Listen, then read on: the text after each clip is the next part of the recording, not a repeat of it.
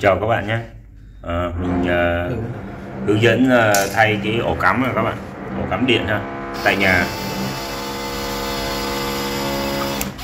nó bị chập chờn sau một thời gian dài sử dụng, thì cái này chị em phụ nữ ở nhà cũng có thể làm được ha.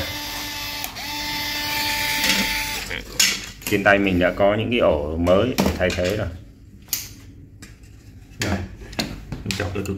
Rồi các bạn kéo ra ha. Rồi các bạn coi dây, thì ở đây nó có hai cái dây thôi ha. Thì khi gắn vô thì mình cũng chỉ đấu 2 dây nha các bạn. Ở đây mình sử dụng mấy ổ. Đây mình sẽ thử dây lửa ha. Còn dây này dây này dây trung tính nha các bạn. Các bạn này, trên tay đây là cái ký hiệu ha. Thì nó ghi ở đây nó có 3 lỗ. Thì cái chữ L cao á là dây lửa nhá, còn cái chữ N thấp là dây nguội. Thì các bạn đấu dây xanh, dây vàng thì các bạn đấu chữ L cao ha. Còn dưới này là dây xả thôi, thì các bạn đấu thì đấu, không đấu thì không sao. Vậy không cần cái đó đâu, mình này đeo vào đây. Đây sẵn thử nghiệm luôn cho các bạn là cái găng tay cách điện ha. Đây là có điện này ha, có điện này. Có đèn sáng này. Rồi, đèn sáng này. Rồi đụng tay vô đây. Có gì đá là cái. Rồi, không sao đâu các bạn. Để găng tay cách điện tốt. Anh này thì anh thợ mới nên anh cũng đang còn sợ. Đó, cầm vô luôn cũng được. Ok, cũng có thể làm được ha. Đó, mình tháo dây vàng, tháo dây nào thì mình cài vô cái ổ mới dây đó. Anh bảo này, đụng điện, anh bảo này đừng có đưa cầm, đừng có xài cái này hư hết máy.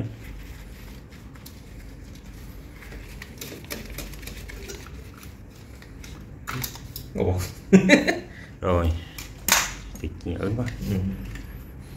Tháo này ra.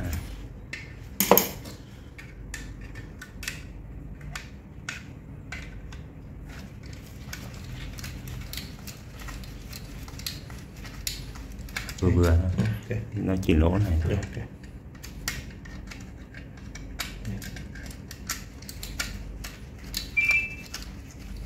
Vừa dây vàng và dây lửa nhá. Hai thằng đụng vô nhau cái là nó tắt sẽ bị luôn. Dây vàng và dây lửa. Rồi ok ha.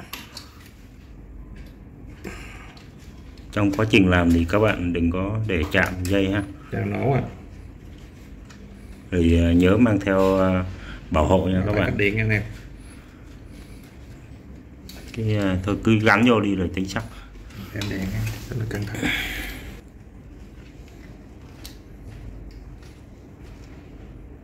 Ok ha, tiếp một dây ha. Vậy có bao tay cách điện làm như mình tự tin hẳn á, chứ không gì. Nhưng cũng hạn chế rồi. Cũng hạn chế né này mà.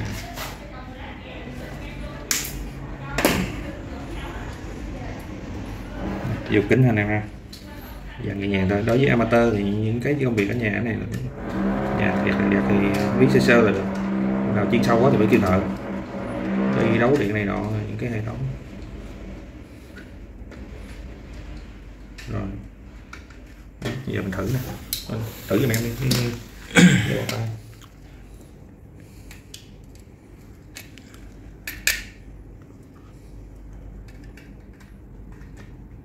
Rồi có điện này ha, dây lửa này có điện rồi. Ok.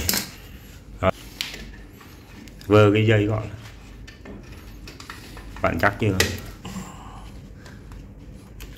Các bạn, đây là dây mát ha, cần thiết các bạn gắn vô nếu mà hệ thống nó gắn, hệ thống đúng có tác dụng nói đất. Các bạn được cái dây canh kéo ở đây.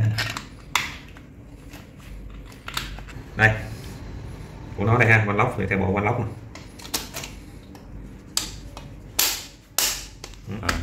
Ổ cắm mới đẹp này nha các bạn. Giờ hãy lười và muốn giữ lại.